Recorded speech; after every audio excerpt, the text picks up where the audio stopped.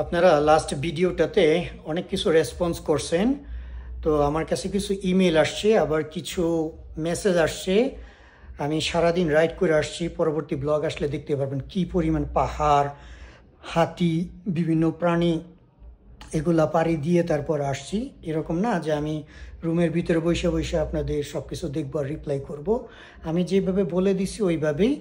তো আজকের পর থেকে আমি আমার লাইফে যদি কোনো রকমের কাইন্ডনেস, কোনো রকম সহযোগিতার কাজ করি, তাহলে সেটা একান্ত আমার কারোর কাছ থেকে কোনো কিছু আপনারা যদি আমার একটা প্লেলিস্ট আছে প্রথম থেকে শেষ ভিডিও, এই প্লেলিস্টটা যদি দেখা শুরু করেন তাহলে বুঝতে পারবেন যে আমি কিভাবে আমার ট্রাভেল লাইফ শুরু করছি আর কত বছর পরে মানুষ আমাকে চিনতে পারছে।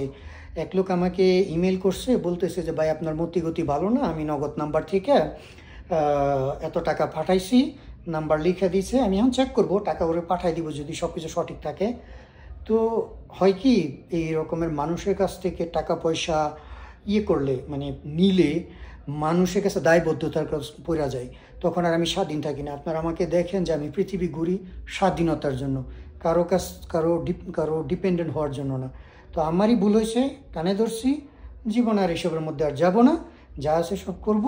আমি যেভাবে আগের ভিডিওতে বলছি যে আপনারা যারা যারা চান আপনাদের টাকা আমি এখানে পৌঁছে দিব, আপনাদের টাকা এখনও পড়ে আছে, আমি আপনাদের টাকা ধরিও নাই, আমার টাকায় আলহামদুলিল্লাহ আল্লাহ দিছে। অথচ যে ব্যক্তি আমাকে ইমেল করছে সে জানেও না যে আমি মোস্তফার জন্য কত কিছু করে আসছি। এখনও রুমের মধ্যে খাবার পড়ে আছে, সে যে জুতাটা, এই জুতাও পর্যন্ত, জুতার জন্য টাকা আমি দিছি। সে যে প্যান্ট পরে হাঁটছে আমার সাথে, ওই প্যান্ট ঠিক করার জন্য পর্যন্ত টাকা আমার দেওয়া। তারপরে ওর বাসার মধ্যে মহিলা আসছে দোকান বাকির জন্য, ওই টাকা আমার দেওয়া। তার পিছনে আমার $200 উপরে খরচ।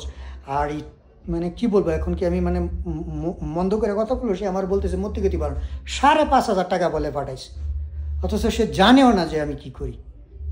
তো যাই হোক, মানে বিষয়টা অনেক কষ্ট থেকে বলছি। আপনারা যারা, আরও অনেক ইমেল আসছে যে আমার টাকা লাগবে না, আমি আপনাদের 1 টাকা যখন খরচ করব, কোথায় খরচ করব এগুলো একটা সম্পূর্ণ ব্লগে পাবেন, ঠিক আছে?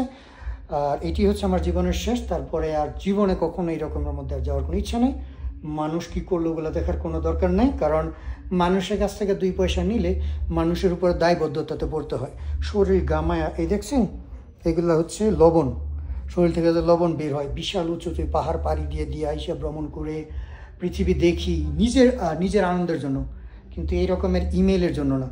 তো যাই হোক, অনেক ধন্যবাদ যারা বলছেন, যারা যেভাবে বলছেন আমি এইভাবে কাজ করব।